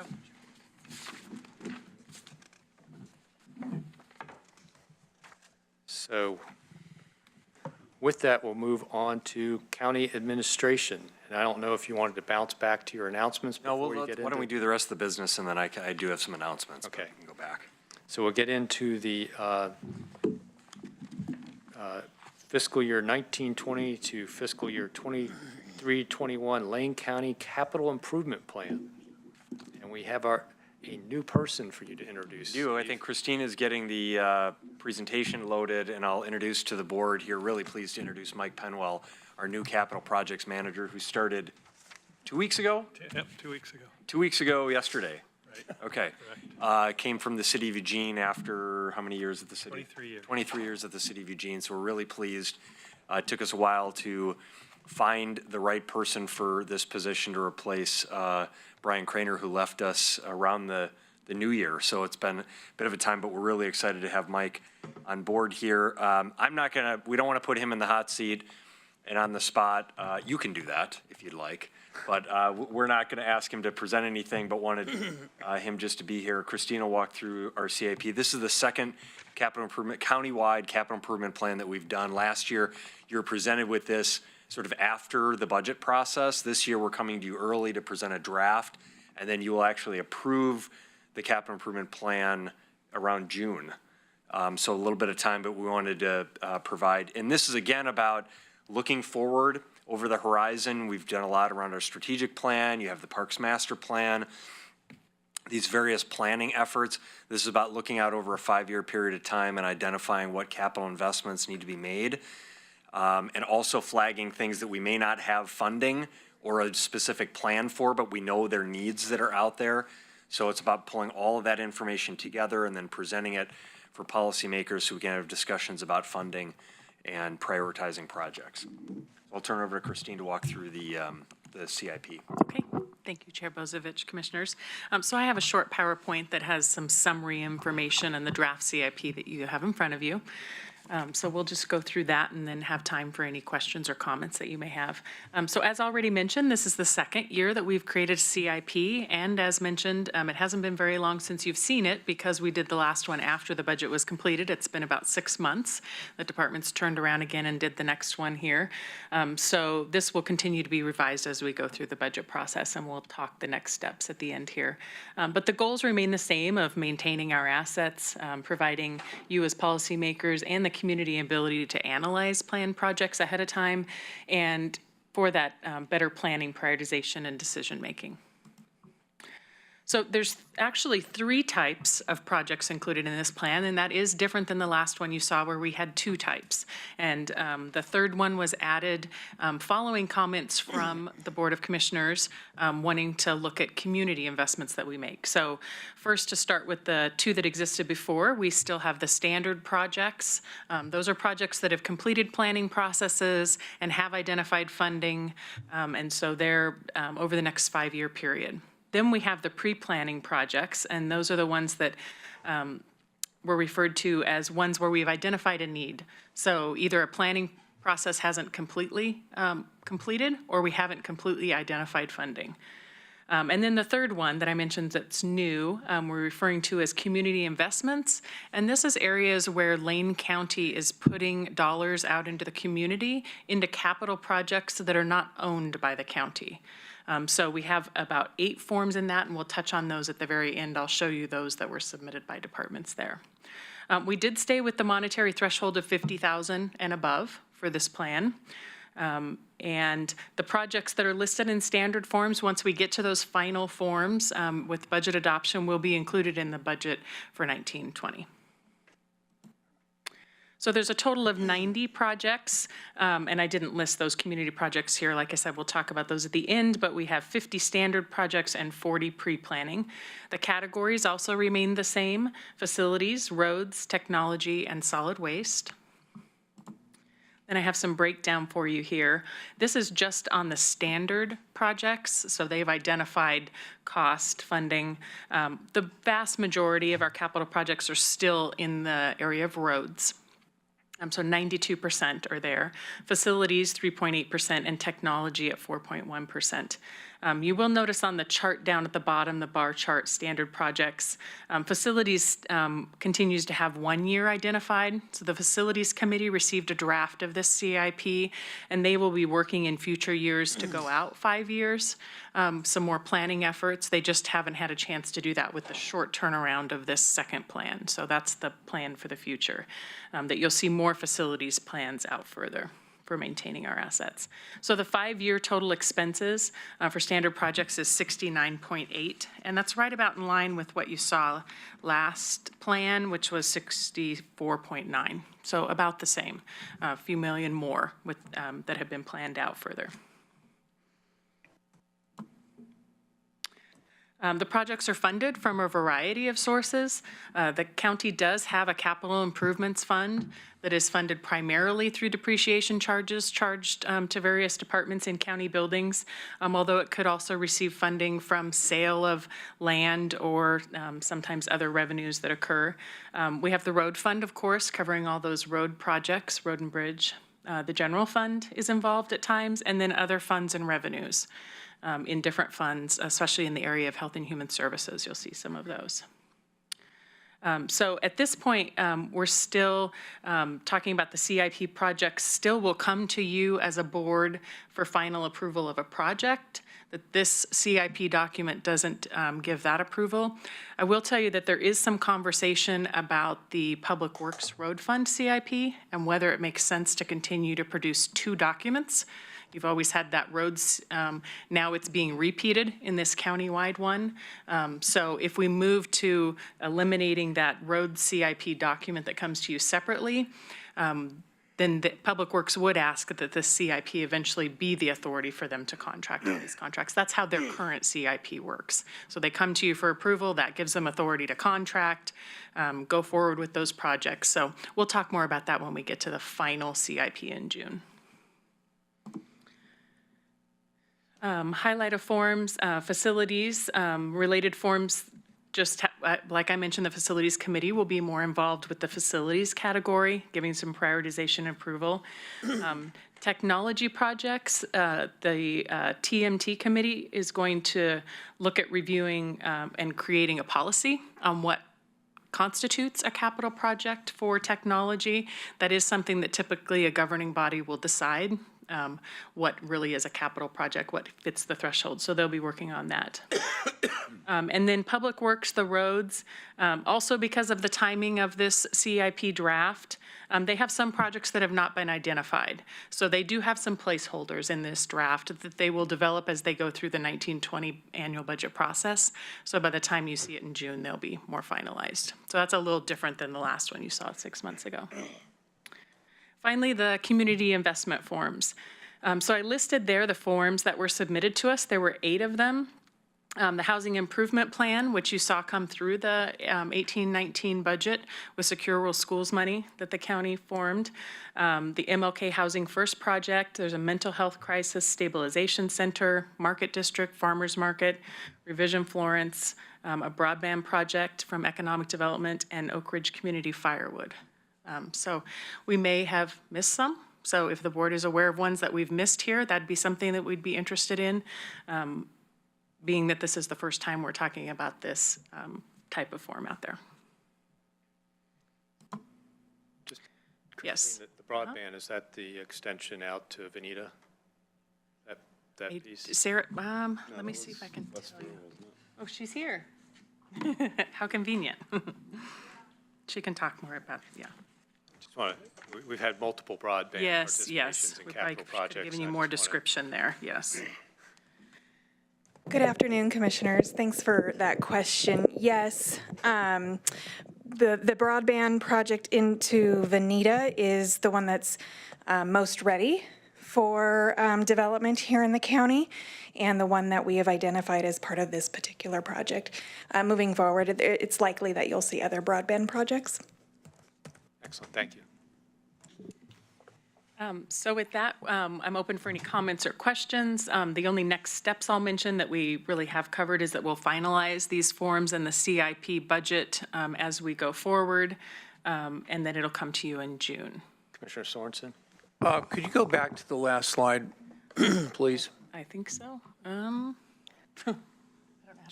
know how to go backwards with it. Might have to Back arrow? Back arrow. Oh. There we go. So what is meant by the word forms, in that slide? That's the name of the forms that were submitted. So they're actually in the very back of the draft CIP. Okay. That's the form names. Okay. Yeah. And is there a dollar amount on these are the requests, basically, right? Or things that we've already funded. So Okay. if we have a dollar amount, it is mentioned. Would you like me to say the ones that have them? You know, like the housing improvement program was $2 million through the budget last year. You may remember the Revision Florence was $1.2 million in transient room tax.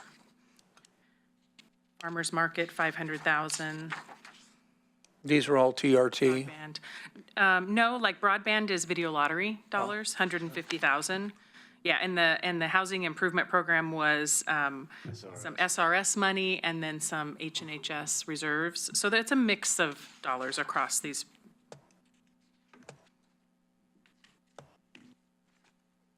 That answer your question, okay? Yes, thank you.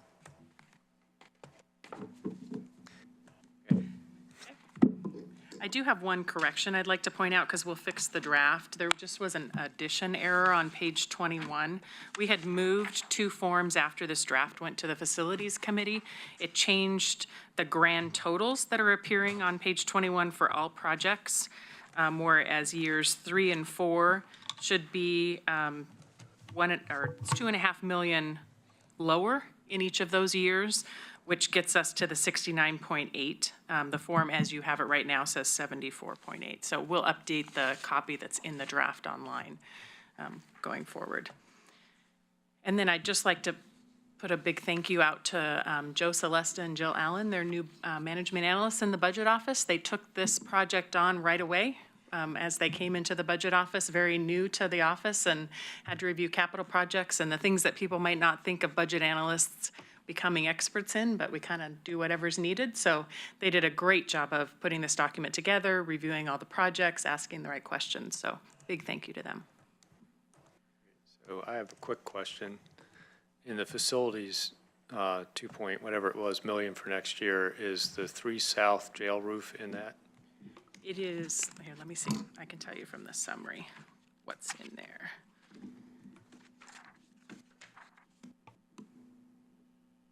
So the standard forms, you can find it on page 17, just as a reference, and the jail roof is not in there. Facilities Committee still needed to make that final decision. I think we talked about that project there, on whether they want to fund that in 1920. Yeah, so as soon as that's made, so that definitely could switch to these could change from a pre-planning form into a standard form as we go over the next 6 months before you see the final. Before you see the final? Okay. Yes, yeah, definitely. I'd like to see us do something to address that jail roof soon.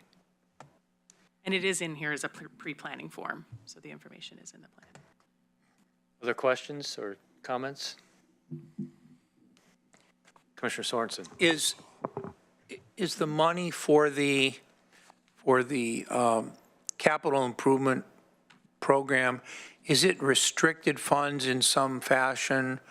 In other words, you talked about how some of those were funded by TRT or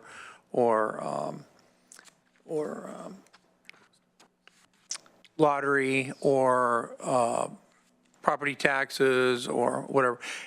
In other words, is it across the board different types of funds? Correct. Restricted funds? Not always restricted, because the general fund wouldn't be restricted unless the board chose to put it toward the project. But the other items that you just mentioned are all restricted funds, yes. Okay, and so really, if we looked at a graph, and if it's 85% is public works, it's probably going to be road fund restricted. Correct. Okay, thank you. I just want to say thank you to the administrator for working on this, and ultimately it'd be great to see 5 years of facilities filled out on that, so we understand what our facilities budget is, and so we can make sure we're budgeting for that. You know, the engineer in me loves capital planning, you know, because that's really, you know, part of what I got to run at EWEB for the water division. I ran the capital 5-10-year capital plan and the 20-year master plan work that led into that, which kind of gets us into our long-term facilities master planning and all that should really be leading this capital plan, which we probably need to do a little bit more on, but still follows up on some strategic plan initiatives around infrastructure and supports other portions of our strategic plan. Can't really do our work without facilities to do them in, or, you know, the roads to drive on and various other infrastructure we're supporting through the capital work. But because it does get funded differently, it's great to follow a capital plan, because it does, you know, whether it's restricted funds on the road side or restricted funds in that it can only be used to support tourism, those, you know, vary, but still it's all about funding these long-term capital needs that are going to be facilities that are going to last more than the 5-year capital plan, hopefully, which that's one of the reasons why the technology management team has to develop some standards around what is a capital investment, because not all technology projects last 5 years, as we know. As people remember carrying those bricks around for cell phones, technology changes really fast. So, you know, the definition of a technology capital plan is a little bit different than you know, a building or a road, which is where most people think of capital improvement is a 20-year or more property. So really like that we're doing this work and look forward to the final version of it coming to us. Any other comments from the board? Well, thank you for your time. So that gets down to item 15B, which I'm kind of excited about. In the matter of delegating authority to the county administrator to execute a ground lease agreements with the Market District LLC for county-owned real property along 6th Avenue in downtown Eugene. And I think we have Sarah Means and Sebastian Tapia here.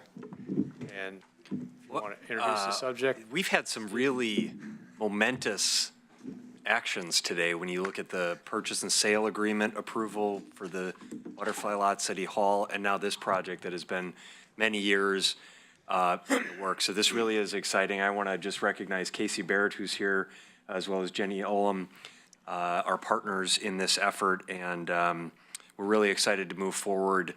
There's been a lot of work that's been put into this, so I want to turn it over to Sarah and Sebastian to walk through all of that for you. Thanks, Steve. Good afternoon, Commissioners. Thanks for hearing this matter today. I'm just going to give you a very, very high-level recap of things that we have done since October 29th, 2012, which was when the original RFP was released for this particular property.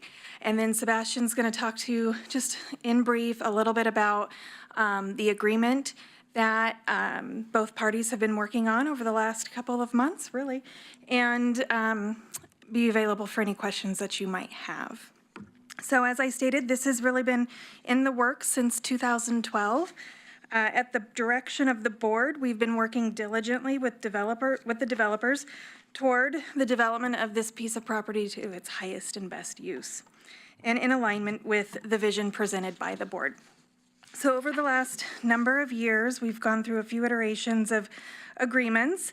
The ground lease option agreement contained 4 very specific milestones that the optionee, the developers, needed to fulfill before we could come to this point today with this particular agreement. The first was to hold 3 public forums, and then also collaborate in the development of design guidelines and submit those to the board for approval. Both of those milestones were completed as of September 30th, 2014, and there were associated board orders with those, and that is in your packet.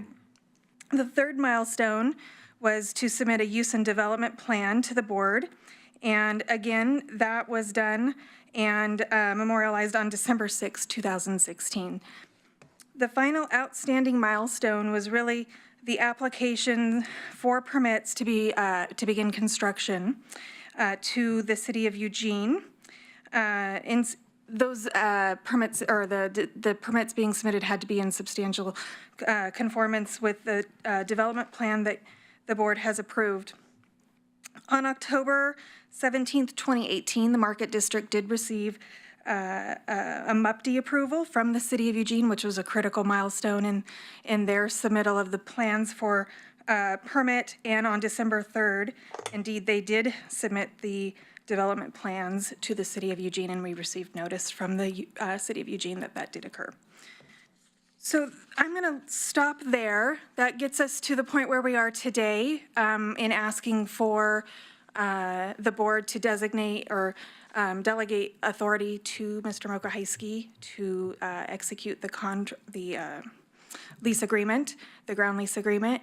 Sebastian has been working with us to review the agreements with the representatives for our Market District, and has a few points, I think, to bring to your attention, but you do have those agreements in your packet today. Good afternoon, Commissioners. This is Sebastian Tapia with Legal Counsel. I was asked to review the ground lease and make changes negotiated between the county and the 3 lessees. Originally, the option anticipated 1 lessee, and the option to delegate some of the property to other entities.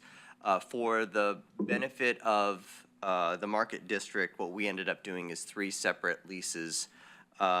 So the first being to the Market District, and the second to Gordon Lofts LLC, and then Gordon Partners LLC, each of which are taking over a different parcel of land.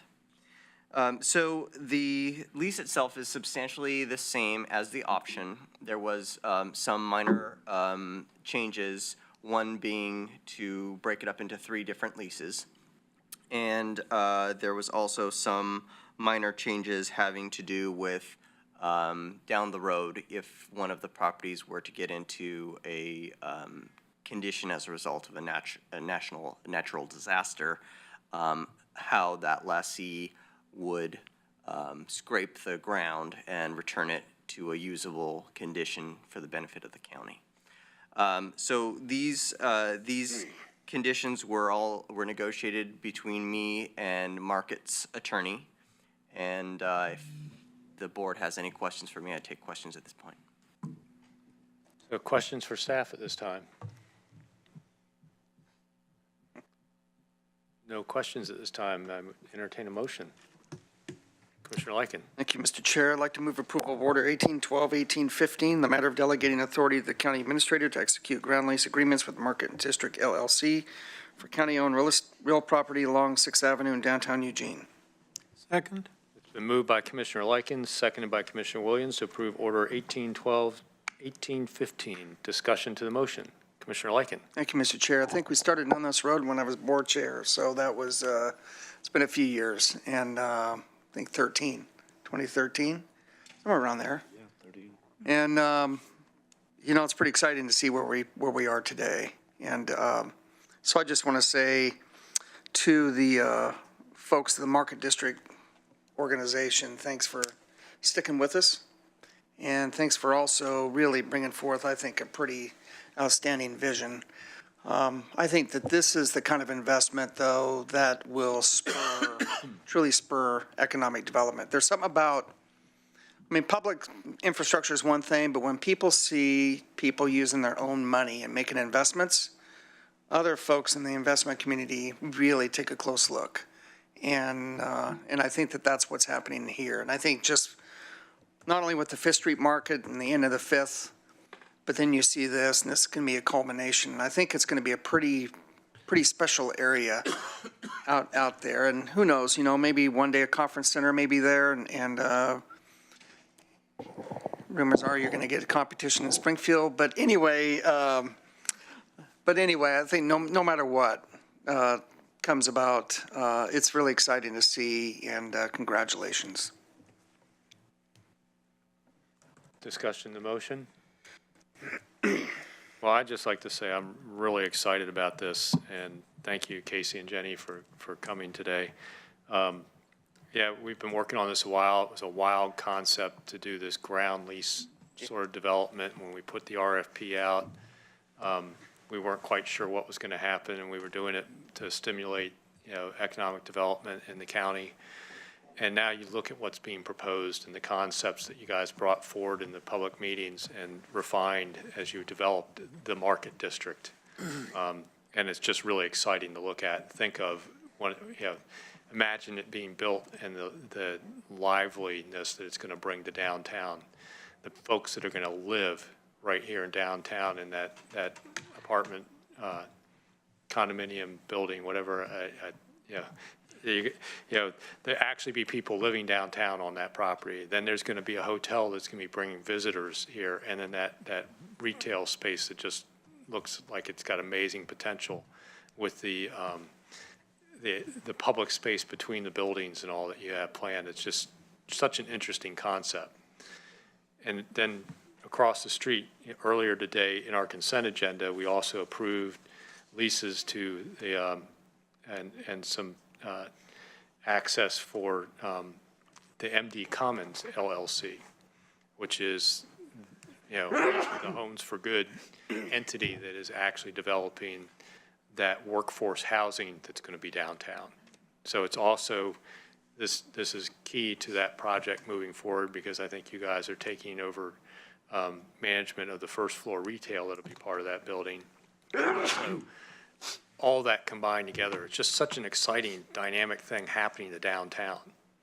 That we're going to get this, market rate living space in downtown, bringing, permanent residents to downtown, the temporary residents at the hotel, the permanent workforce housing across the street, and then all that retail space and common open space that's going to be so exciting, dynamic, that it's going to really make downtown Eugene kind of pop.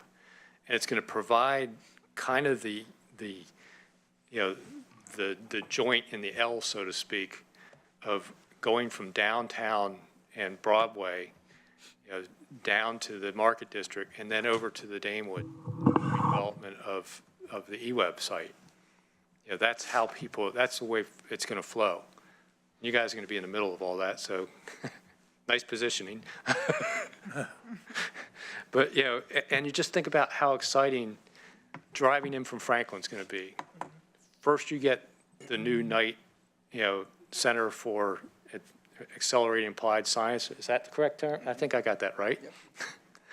Yep. With all those new employees going in there, and what the draw of that is, some brand new housing, at the old Louis restaurant site there, and then you get a little bit further along, and you're passing by the eWeb site, and then you reach the Market District.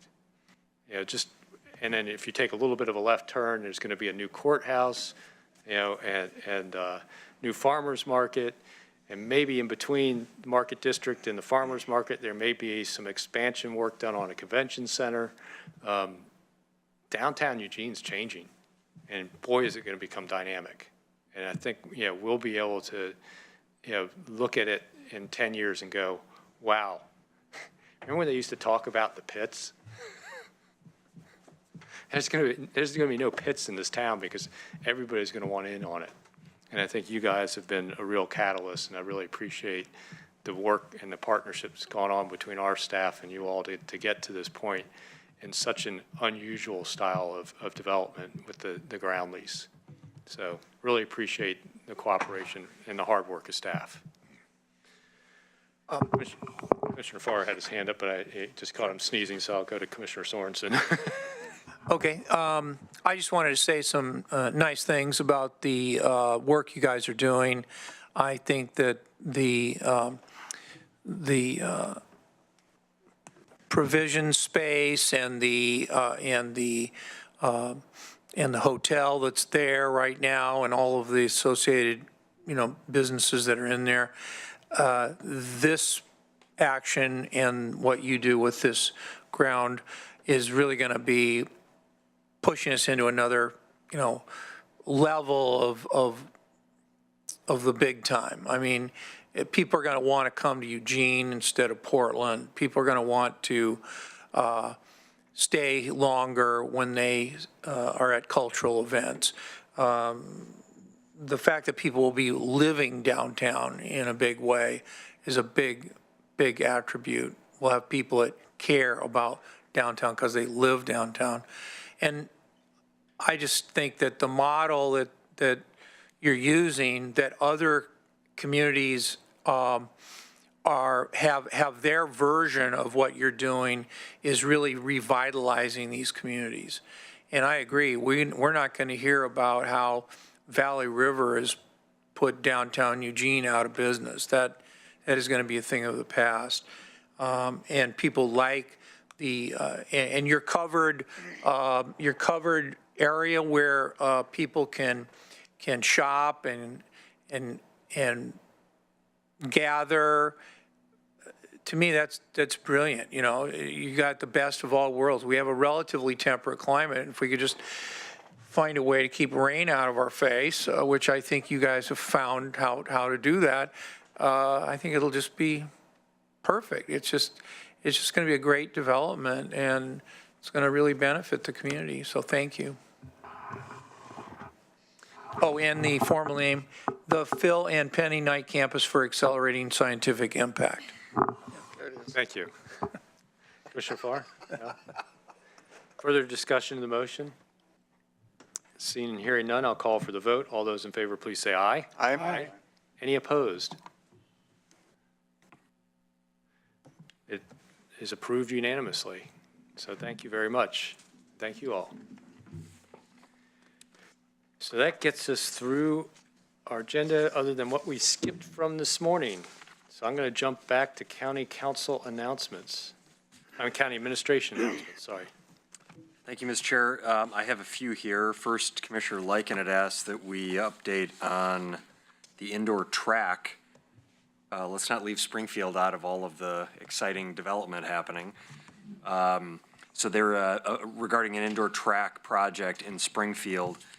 So I have, we have an update. This is a project led by the city of Springfield that Lane County has been a partner in. They're looking at a few sites, one of which we understand could be the current Glenwood transfer station. So we've participated in some scoping around that and engaged with the University of Oregon in an analysis of what that would mean and where we could relocate the Glenwood transfer station to.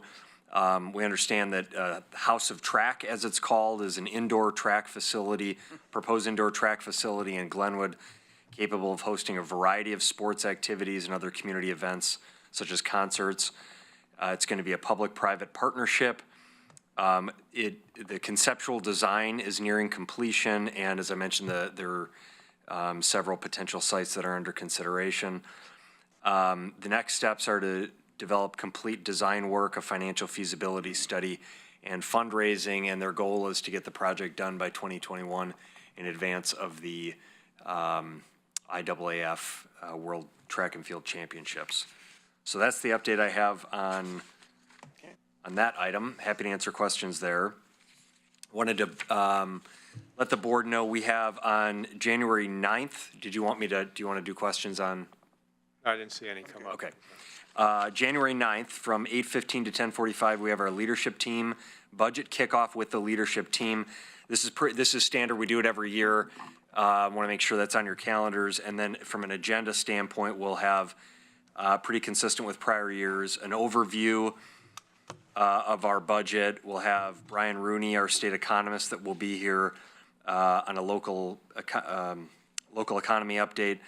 We'll talk about state and federal legislative updates, a property tax overview, particularly for the new commissioners. It'll be on the board, so Mike Coles will do a property tax overview. And then we'll take a break. We'll have, after that, an overview of our public safety system and housing and homelessness updates. So we'll have the sheriff, DA, Health and Human Services, Youth Services, Parole and Probation present there, our 10-year public safety plan and some other items. Then we'll get into the general fund 5-year forecast, and then the budget calendar and basic budget directions and any direction from the board. So I wanted to let you know that's the tentative plan, and if you have any thoughts on additional items that you'd like to see, this will be the last opportunity for me to engage with the board on that. So maybe think about that for a minute. Is there anything else that we missed? Again, that's pretty standard for what we've done in the past. Two other quick items. We are requesting extension. There was a Commissioner Farr had asked and got head nods for to assess the armory facility at MLK to evaluate its highest and best use. We are working on getting a cost estimate for what the cost would be for the improvements needed for that space to be improved to potentially house county operations. We had discussed developmental disabilities as a possibility or some other function. And we had originally said that we would report back on January 15th. That's 90 days. But we're not going to have that cost estimate by the 15th, so we're asking if, I just want to let the board know we'll have it by the 29th of October, and we can report back on that date. But because that is, I'm sorry? October. Did I say October? Yeah. January. Okay. January. What you meant? So same month, just 2 weeks later than we had originally said in that 90-day window, because we're working on getting the cost estimates pulled together for that. And then finally, an update on Camp 99, and it's been discussed, and likely some of you saw the article in the paper today. I know Commissioner Farr attended this Eugene City Council meeting last night. The council did vote to support opening a dawn-to-dawn operation at the St. Vincent de Paul property just north of the county's property on Highway 99. The county has committed funding to support the dusk to dawn portion of the operation there. City also approved some version of a rest stop, or I think they've called it a micro dawn to dawn operation at the St. Vincent de Paul property on the Lindholm site. We are working on transitioning the current Camp 99 project. We're working in collaboration with the City of Eugene and our community partners on that process. That will occur at the beginning of the year, that transition. So we're working with notifying campers of that and then getting everyone transitioned into those new operations. Again, we are going to continue to support funding for that expanded winter solutions. And we continue to evaluate the potential feasibility of the use of Camp 99 for some future services related to our unhoused population in Lane County. I just wanted to touch on that. If there are any questions from the board, please let me know. That's all I have, Mr. Chairman. Concerning the homeless situation, do you anticipate any other changes, or is this such a moving event that just do the best we can? I mean, I think when we jumped in and did the camp at Highway 99, it was partially in response to the number of homeless people that were in downtown Eugene. And I'm just curious, I mean, all of this could have been planned back in the summer, but it wasn't. What do you think is going to happen, and why wouldn't we want to support these facilities where there's an ongoing presence, where there's police presence, or there's mental health people, and why would we want to have the people in this dusk to dawn where people are essentially asked to leave during the daytime? What's the rationale for that?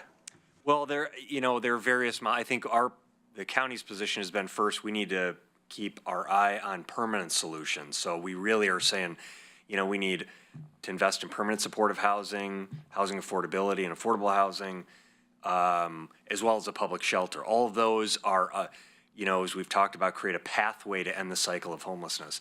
These temporary camps that have popped up, we've said from the beginning, are temporary solutions. They're not going to ultimately fix the system and improve the lives of individuals that are unhoused.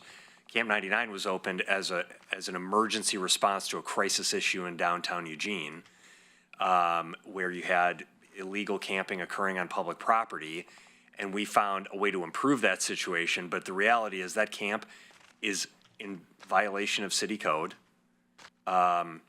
It has presented a number of challenges because you have over 100 individuals camped on a quarter-acre lot. So we've done the best that we can there. The dusk to dawn model is effective because it is secured. It provides heated space as opposed to individuals sleeping in tents. It provides a more robust structure. You actually have hard floors and walls and heated space, connection to services through St. Vincent de Paul and other organizations. So, and then the new proposal from the city of Eugene is to have these 80 beds, these new 80 beds are going to be what's called a dawn to dawn. This is a new model that is going to allow 80 individuals to stay there all day. So it's not only all night, but it's sort of a day use facility as well. So I think some of these things, frankly, everyone is working with good intention to do the best, the various agencies, to do the best they can do to respond to the needs as they arise, while also keeping our eye on the horizon, which is this TAC report. We engaged with the technical collaborative group to give us a long-range plan for how we can actually fix the system. And until we actually have the money and make all those longer-term solutions happen, let's do the best we can to put Band-Aids on it. So I guess that's my initial answer, Commissioner, to it, that we're supporting, we've pretty much supported everything within reason that we can support that has some level of accountability and structure to it. But we also are saying where there are things that are growingly or increasingly problematic as Camp 99 has become, we need to really address that and get a more structured. So when will Camp 99 be shut down then? Well, we're going to transition all those individuals out in early January. So that's the plan that I reported to the board I think it was last week or 2 weeks ago. And we're going to do that in conjunction with when the 80 additional beds with St. Vincent de Paul open and the additional, I think up to 20 rest stop or micro dawn-to-dawn operation across the street happen. That will accommodate around 100 individuals, which is approximately what we have at the camp currently. Yesterday, we had 13 social service volunteers at the site, and they did surveys with 31 individuals. This is intended to get folks, what I heard yesterday through a report was actually the camp leader, Eric Jackson, had checked into the existing Dusk to Dawn at the St. Vinny's site at on North Highway 99. So we've already had 25 individuals from the camp that have checked into the existing Dusk to Dawn.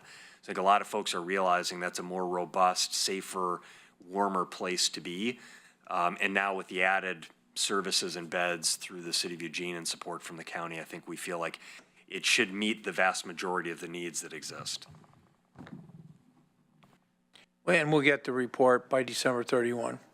Yes, you'll get the report by the end of the month because we've committed to that, and then we'll have the joint meeting on January 22nd. The other thing I will say is we went out to bid, last thing I'll say, Mr. Chair, we went out to bid, we put out a request for proposals for the 1.5 million of the 2 million in housing improvement funds that the board approved in the current budget.